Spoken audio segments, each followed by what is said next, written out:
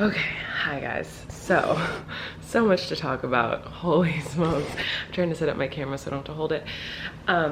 So yesterday was my first Broadway rehearsal and I didn't film it. I know I've been really good about vlogging every day, but yesterday was a really hectic day, really stressful, exciting, terrifying day. So I had every intention to film yesterday, but I'm not allowed to film at the theater. It's, you know, a Broadway equity house, and so they have a lot of rules and you're not allowed to film in there. So I was basically at the theater for the majority of the day, and then I had a little break, and then I went and I saw the show, and so I couldn't obviously film any of that. So I didn't. Plus I was like having a lot of emotions yesterday, like literally every feeling and emotion a human could feel in a day I felt yesterday. So I just wasn't in a mindset of like, let me pull up the camera and talk. I just wanted to focus on my job, and I wanted to focus on doing the best I could and learn all the material, because there is a lot, and it's, I don't know, it's just crazy. It was a crazy experience. So I'm really, really excited. I'm still really nervous. I'm still freaking out. But I'm happy that I'm in rehearsals now, because now I can like practice and get the show under my belt and like, I don't know, work on it and make it good. I don't know. I'm scared. I'm nervous. But it was really good to see the show last night, because I had never seen Waitress. I'd only listened to the soundtrack on repeat for the last 3 years. So to see it on stage and see how it's supposed to go and watch these incredible performers. I mean, holy smokes, the girl who's playing Jeno during my run is so talented. It's like, it's offensive how talented she is. Like, her voice is one of the best voices I've ever heard in my life. And the guy who's playing the guy lead, his name is Mark, and I know him. I've known him for 10 years. I performed with him 10 years ago. I haven't seen him since then. But that's so weird to me that I'm like, whoa, we performed together in a Miranda show and now we're on Broadway together. This is so bizarre. And then obviously Todrick is playing Ogie with me. He's my love interest. So yeah, I have to leave for rehearsal in like 10 minutes. But I just kind of wanted to fill you in on how the day went yesterday, because I know I was like leading up to it. All my vlogs were like building up to this huge moment of me going to my first rehearsal, and I moved to New York, and I was talking about the rehearsal, talking about how nervous I was and like crying and all this stuff. And so I was like, even though I didn't film yesterday, I wanted to fill you guys in on how it went.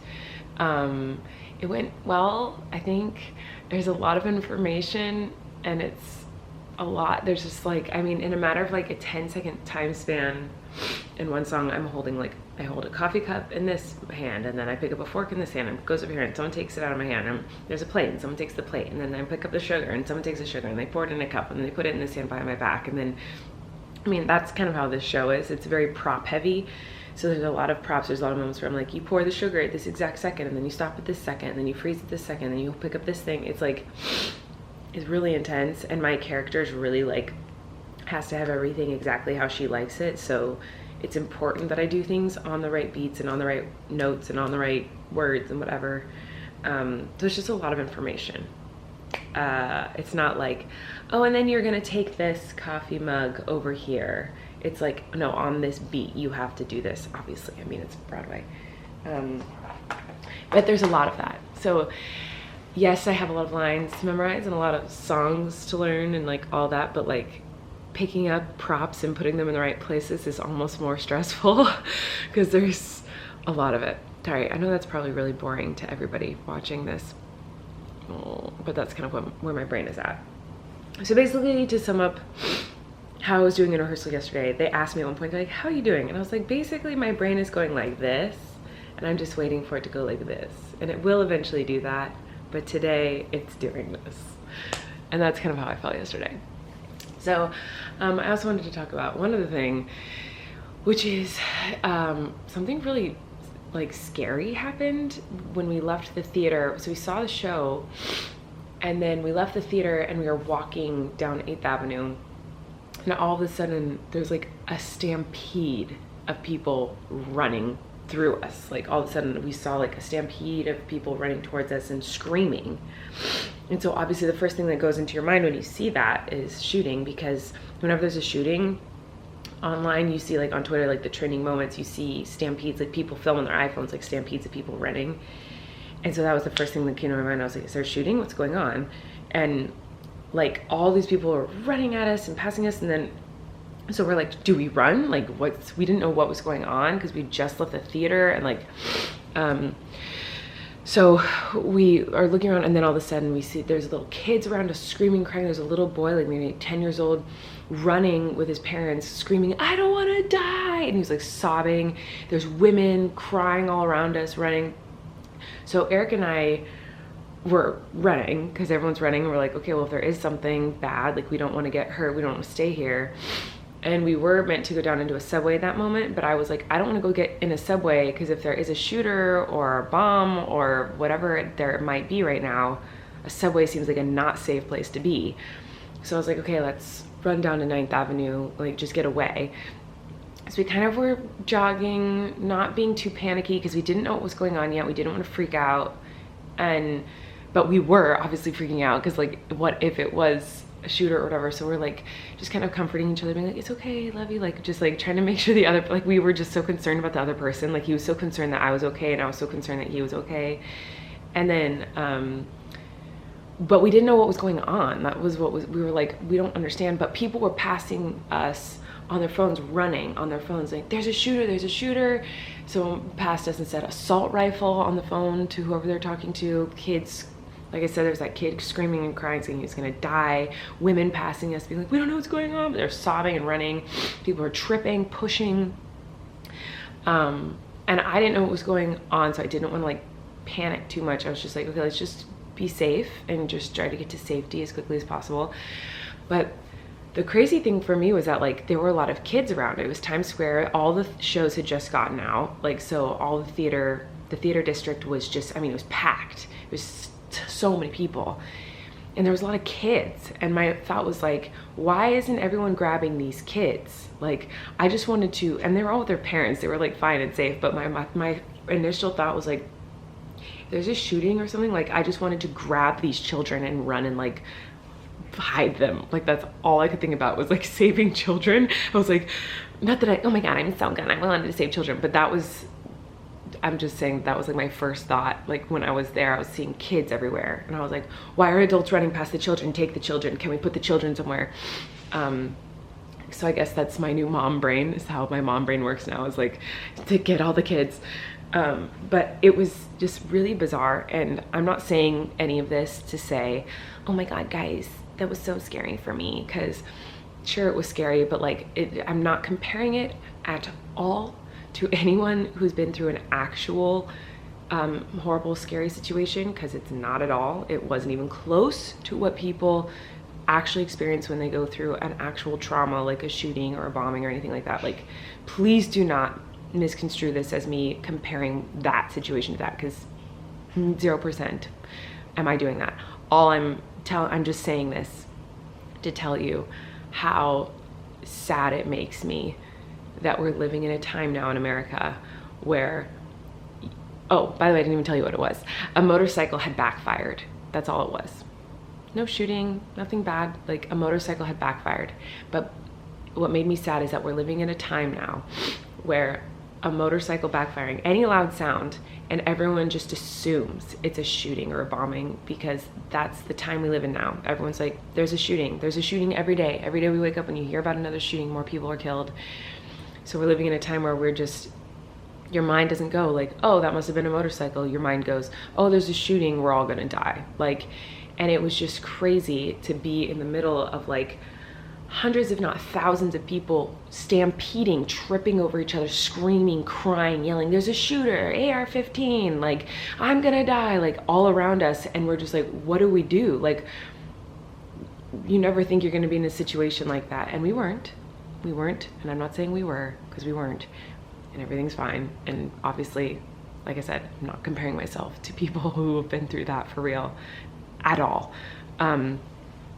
I just wanted to say that it makes me sad that that's the time we live in now. That like as Americans or people touring to America, you hear a loud sound and you go, yep, we're in a shooting. That's what's happening now. That's how common it is. It just made me really sad. Made me really, really sad. But I was happy that I was with Eric, and we rushed home and like just talked about how sad it is where we're at in America, and how like dark and sad and evil the world is. And yeah, so I just wanted to say I love you guys, and just let's try your hardest to just be a kind, nice person, because there's so much evil, darkness in this world, and it's so sad to me that like we just assume bad things like shootings are going to happen every day, because they do. And so we could just use a little bit more love and kindness in this world of dark ugliness. So give someone a hug today, tell someone you love them, just because we need it in this yucky world. So yeah, I just kind of wanted to say that because it was a really weird, sad experience, and I don't know, it was a weird way to end the day. I had a long, wild day of rehearsal, and it was very overwhelming and scary and exciting and all those things, but like the fact that that's how it ended, and the saddest part is I wasn't surprised. I wasn't like, when it happened, like nothing happened. Everything was fine. It was just a motorcycle backfiring, but just seeing thousands of people run at me screaming and crying that we're all gonna die, my mind wasn't like, oh my God, I can't believe this is happening. My mind was like, oh yeah, it's probably just a matter of time before this happened and I experienced this, because this happens every day. It's in the news every day. There's a shooting in America.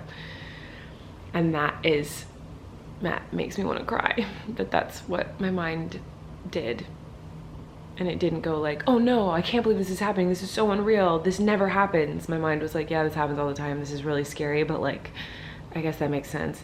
Anyway, it was really crazy, and makes me just sad for this country. And so I know I'm rambling. I need to go to rehearsal, but I just wanted to get something up because I know you guys were curious how the day went. But yeah, just give someone a hug, tell them you love them, do something nice for someone today. The smallest thing, a smile, just giving someone a flower, like, I don't know, anything just to like spread a little bit of kindness and love in a world of yuckiness, because we need it, that's for sure. Yeah, but I love you guys, and thank you for supporting me and watching my journey to Broadway. It's a very exciting, scary thing, and I'm nervous and grateful, and I'm gonna go become Dante. Oh my God, also, side note, last night they were like, we need a picture of your hair. So I took a picture of my hair, and they're like, I was like, what are you gonna do with it? And they're like, oh, well, we don't know. I was like, do you need me to cut it? And they're like, would you? And I was like, yeah, I assume I'm gonna have to cut it.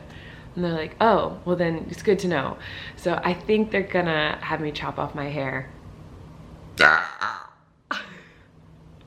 My hair is so long right now too, it's crazy, but like my character's hair is like this, like it's like short. So that might be happening soon. Okay, I'm gonna go. I love you guys, and just be nice to each other, and have a good day. Okay, bye.